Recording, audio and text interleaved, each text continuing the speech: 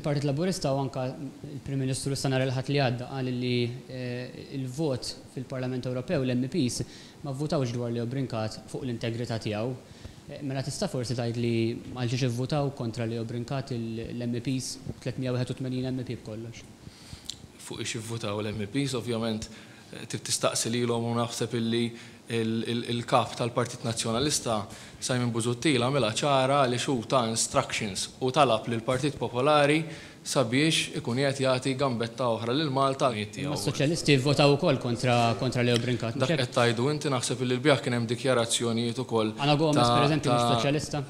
Tal-President tal-grupp tal-SND Gianni Pittella, ovvjament il-sistema Ewropea hija differenti minn forsi kif hija prattikata fir-Renju Unitu f'Malta. Il-membri parlamentari Ewropej għandhom ukoll il-vot liberu, dawk li jażlu ma jsegwux il-linja tal-Partit Soċjalista għamlu dak li fehmu huma. Il-Partit Soċjalista kellu l-linja tiegħu u kienet ċara.